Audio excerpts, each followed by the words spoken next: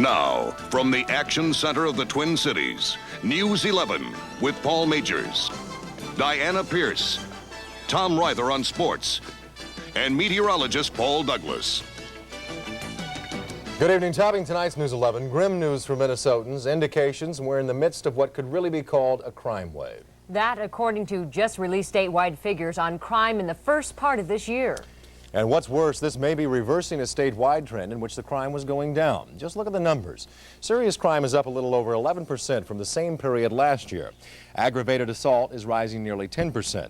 And a grisly example of just how deadly the problem can be. 2 bodies found in the Twin Cities in the last 2 days. One a confirmed murder, the other a suspected murder. Mary Stuckey leads a team report. At about 4:30 today, police removed the body of an elderly man from his St. Paul apartment. An autopsy is set for tomorrow. Tonight, police say it could be murder. There's enough suspicious things, enough things that aren't normal here that cause us to treat it as a murder investigation. It happened at this apartment building near the state capitol. The man's body was found in his bedroom. He was in poor health, according to police, who also say he'd been robbed several times in the past. Seemed a little lonely, wanted to talk all the time. You know, just an older man, lived by himself and was just lonely, but nice, pleasant to everybody, and I think everybody liked him.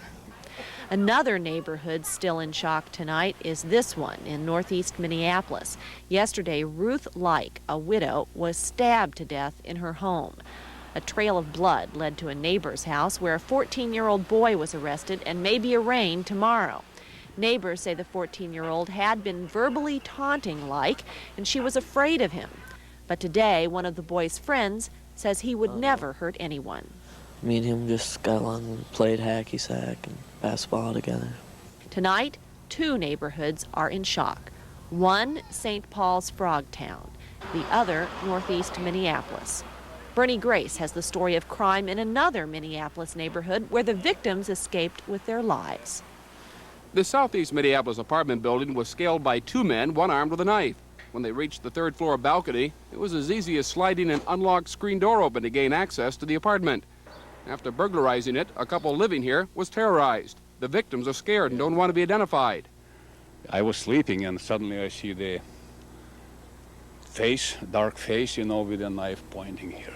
Don't shout, don't shout. Did you hear me? Don't shout.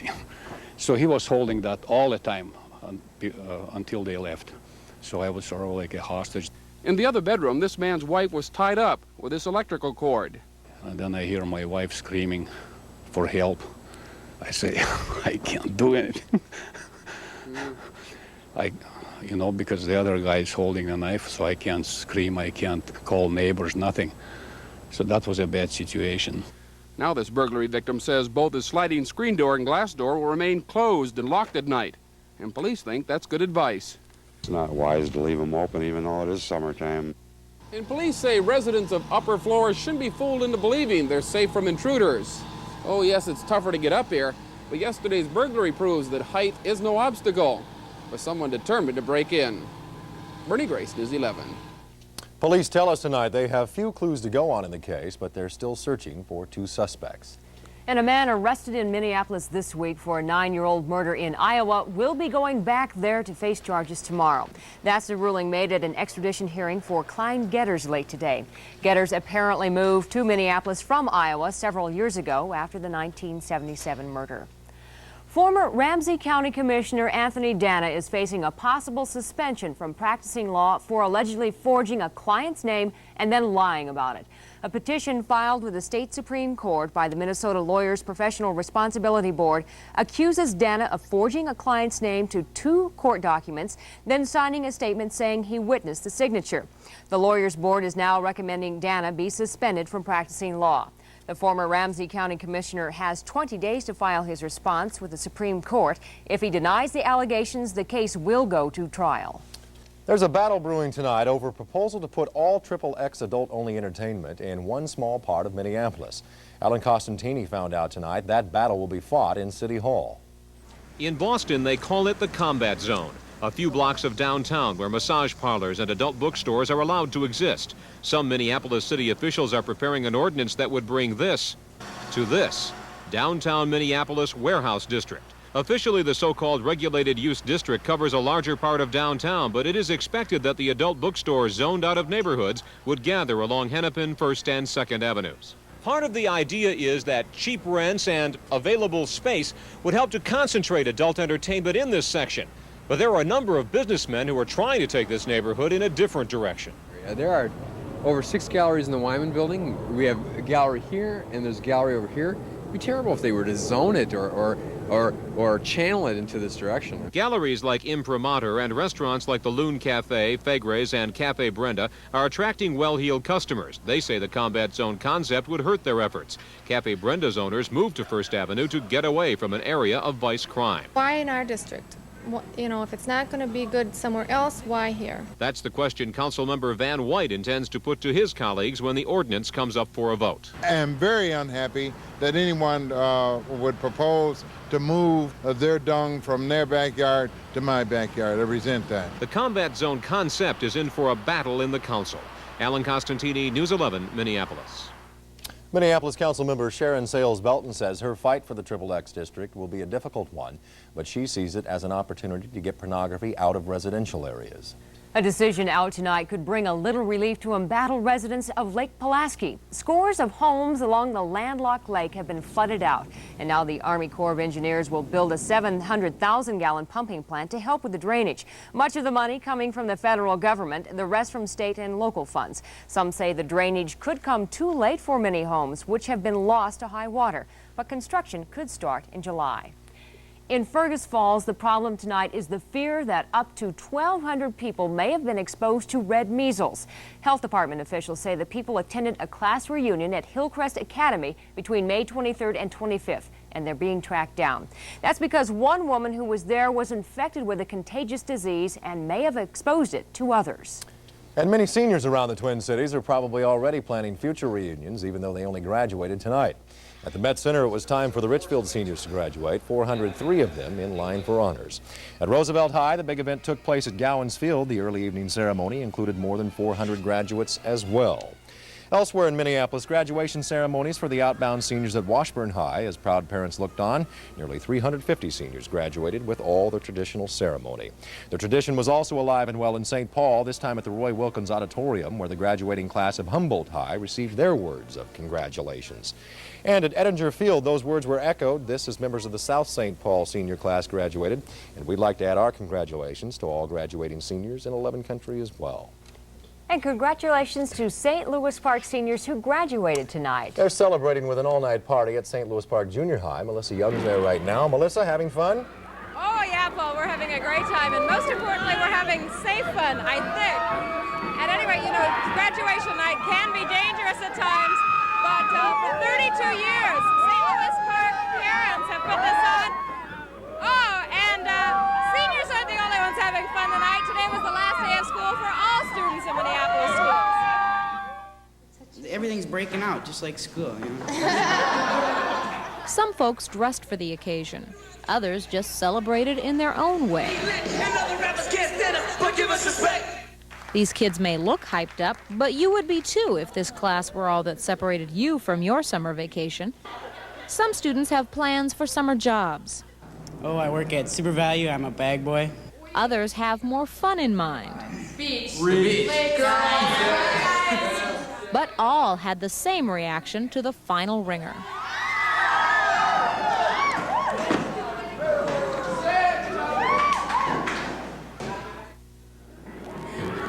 I tell you, I remember those days. I think I've escaped safely, but I better get out of here while I can. Tomorrow is the last day of school in St. Paul, so they'll have some sorting to do tomorrow night as well. Back to you. Thanks, Melissa. And congratulations tonight to our new sister station in Washington, D.C., soon to be named WUSA. That's right, they're getting our call letters. And starting next week, Channel 11 will have a new name, KARE. The change begins next week, and while the name is different, we'll all still be here just the same. Still ahead, a victory for the president, a defeat for a spy, also a triumph for the will to survive. And an update on life on News 11 Acres coming up. For President Reagan tonight, his arms sale package to Saudi Arabia will go through after all. This after the Senate failed to come up with enough votes to block the $265 million deal. It was a narrow victory, however. Just one more vote the other way and the sale would have been stopped. A suspected spy is found guilty, and that story tops Datelines tonight. In Baltimore, Ronald Pelton was found guilty on 4 of 5 counts of selling secrets to the Soviets. Pelton had worked for the National Security Agency, and it took the jury more than 13 hours of deliberation to reach the verdict. In the Philippines, President Corazon Aquino marked her 100th day in office by going to a party launching a book about the revolution that sent her predecessor, Ferdinand Marcos, into exile. She also announced that negotiations with communist rebels will be getting underway to try and end the guerrilla war there. And in Chicago, a war veteran is being called a hero. When he heard a mother call for help, Jim Partridge, who lost both his legs in Vietnam, rolled his wheelchair 80 yards and crawled 20 more. He then rescued a 1-year-old baby from a swimming pool. Jim says he's not a hero, but I think most everybody would disagree with that. Well, Paul Douglas is here. We have clouds of bugs in the backyard, and you say clouds are rolling in. I think they're showing up on Doppler. They're so thick out there tonight. Tasty bugs at that, too. Are they? Oh. Yeah, again, as we've said a couple of times, I have been out there a few times swallowing bugs while trying to babble about fronts and highs and lows. You have to swallow them whole. You don't chew. You just swallow and you just keep on talking. A little extra protein. Something like that. If you have an urge to do some boating or fishing or just loitering in the sun, you may have an itch that a scratch won't reach at this point, an outdoor itch. Keep in mind, over the next few days, the sun is about as high in the sky as it ever gets. It's very easy to get a sunburn this time of year if you don't use a suntan lotion or screen. And thankfully, there will be some sun over the next few days. Tomorrow, though, obscured by clouds much of the day at 10 and 25,000 feet. There is a chance of a thunder shower, but less than 20% of 11 country will be affected. Winds out of the southeast, wave heights just under a foot. Saturday looks a little brighter. I think more sun, higher humidities. It's going to feel like summer. Widely scattered thunderstorms, most likely late in the afternoon, but probably just an hour or two of rain, if that. On Saturday, winds out of the south to southwest. The weather is beginning to sour just a little bit right now over your backyard. Winds are swinging around to the southeast, and some low clouds are now drifting over 11 country. Very thin clouds, incapable of anything more than just obscuring the moon later tonight. But eventually those clouds could leak a little bit of rain, and we could use a little bit of rain right about now. Earlier today in the backyard, plenty of sun, 75. A low of 54 degrees, no precip, sunrise at 5:28. Cloudy now and 68, a southeast breeze at 9 miles an hour, the dew point 49, the humidity 51, and the pressure 2996 and steady. Now, since 5 o'clock this afternoon, you can see clouds thickening up across southern Minnesota. It's still clear over the northern part of the state, but as winds continue to blow out of the southeast, some of that moisture just to our south is going to overspread the entire state. We are forecasting quite a bit of cloudiness right through tomorrow. Some of these thunderstorms were severe this afternoon, producing even a couple of tornadoes, 4-inch rains in parts of Oregon. Winds so strong they knocked out windows out of homes in parts of Montana and Wyoming. Thankfully, this severe weather should stay to our west for the next couple of days. But as this high drifts off to the east, winds will become southerly, and some of this tropical goo is going to begin spurting northward. The result will be a few widely scattered thunderstorms from late tomorrow right through the weekend. Nothing nearby, nothing ominous showing up on super radar where the clouds hung in, 60s to our south, but you can see this is the air mass that is going to come north, and we're forecasting a tropical stew by the weekend. Temperatures in the 80s, plenty of humidity, and just a few widely scattered thunder bumpers. The 11 outlook and a surprise coming up next.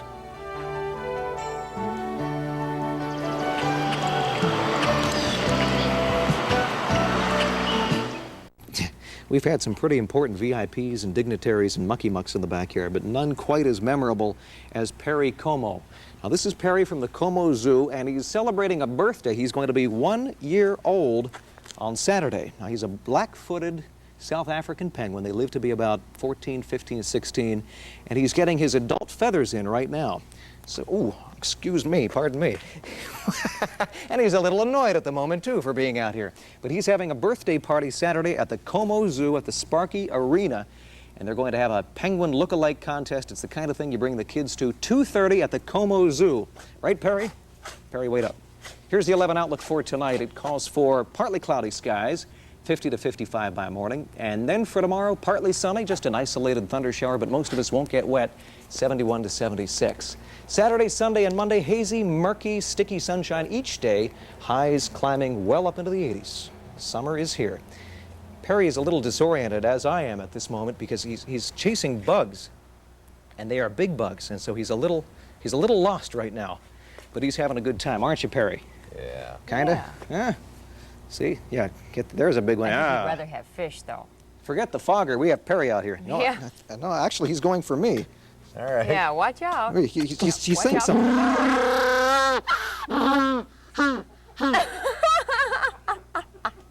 You know, Just point him over to Perkins.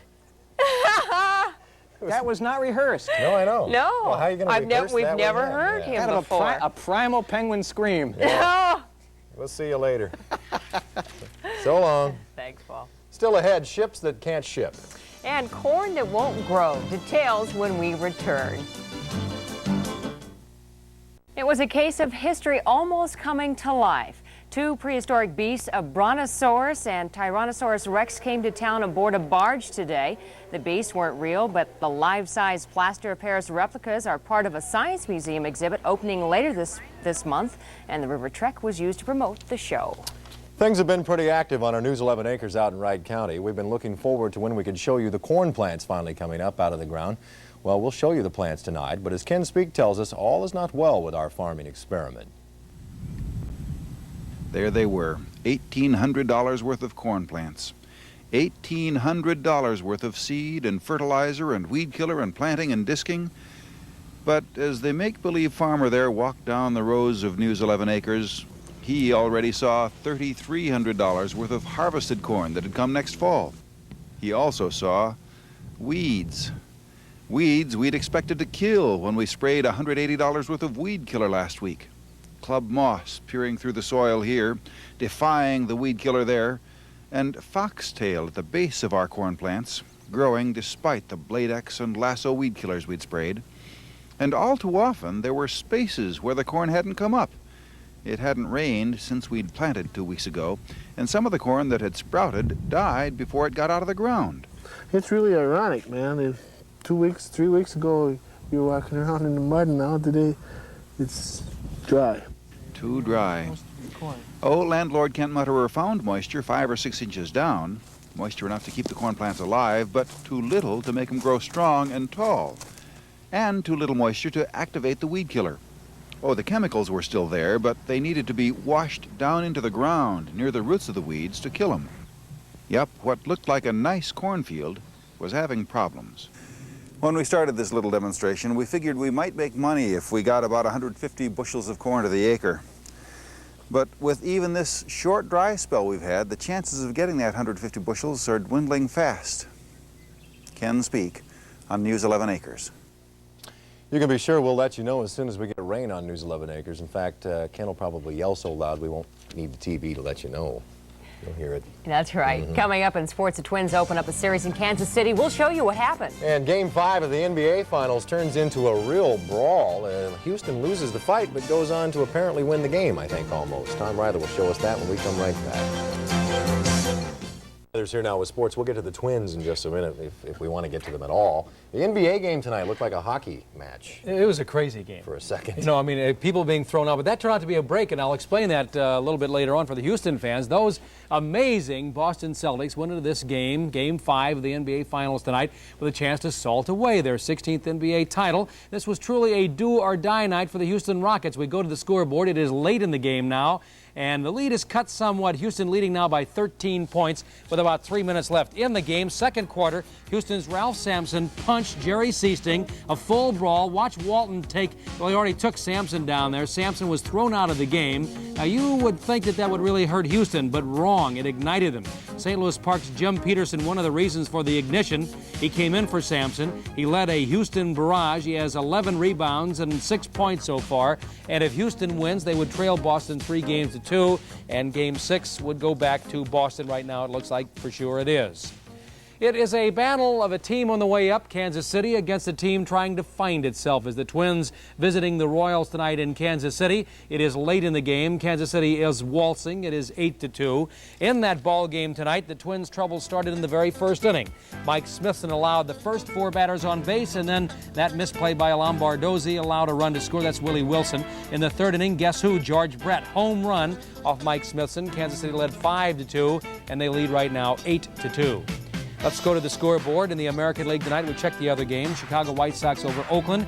Baltimore defeating Seattle. At Milwaukee over Boston. That's the final, by the way. Paul Molitor of Milwaukee out now with a hamstring pull.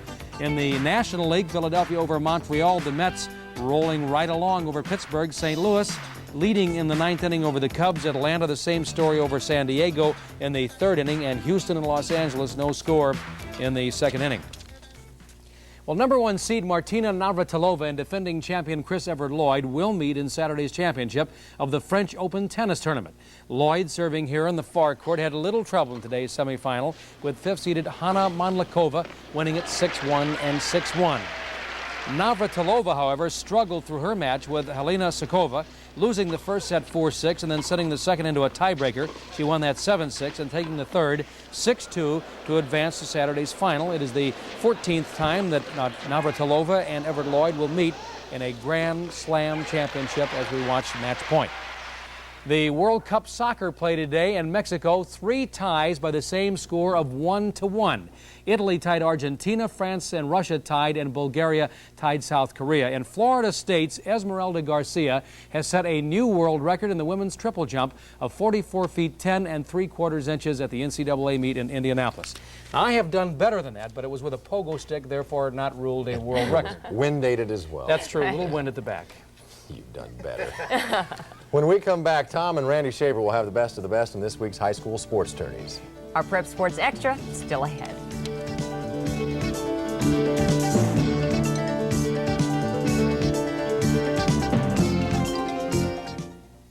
The action's getting hot and heavy in the high school tournaments. Tom Ryther and Randy Shaver have it all now in our Prep Sports Extra.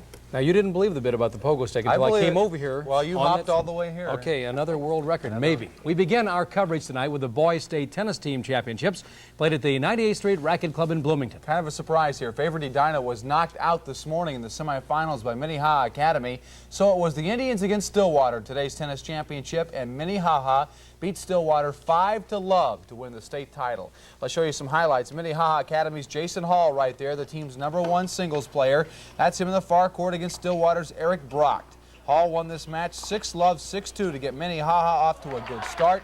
They win again over Stillwater today. The final was 5-0. Now tomorrow the boys singles tournament begins, and Jason Hall is one of the favorites in that one. Turning to the Class AA golf tournament, Stillwater wins the girls' title by maintaining their 16-shot lead over the rest of the field. Now, Stillwater shot a .530 for the second-time defending champion. Wilmer was in second place. Edina was third, Mayo fourth, and Hastings was fifth. In the individual race, Coon Rapids sophomore Krista Reuterfeld earned the medalist honors, edging Wilmer's Beth Magnuson by 1 shot.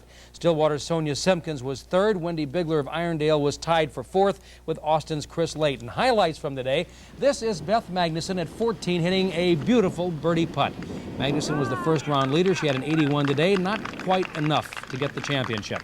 Sophomore Krista Reuterfeld fired a 76 to win the title. A good round at the very difficult Majestic Oaks course.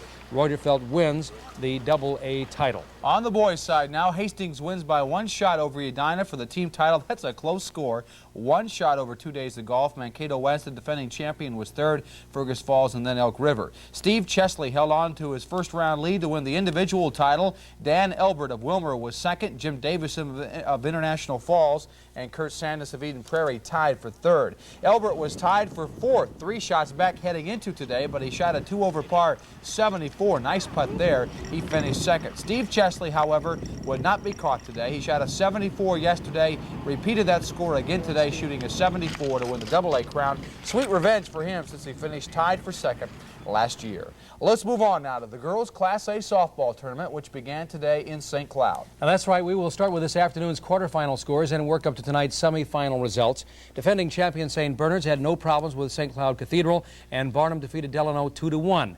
Mapleton clobbered Cyrus Hancock, and Southland defeated Glencoe 3-2. So in tonight's semifinals, it was St. Bernard's 8-0 over Barnum, and Mapleton defeating Southland 7-1. In that St. Bernard's game, St. Bernard's pitcher Laura Vogelgessing pitching a 7-hit no-hit game, a 7-inning no-hit game. Here she nails a strikeout. She had a great game tonight. St. Bernard scored a number of runs on pass balls and interference calls. Lisa Hoffman did sing home a run here to make it 6-0.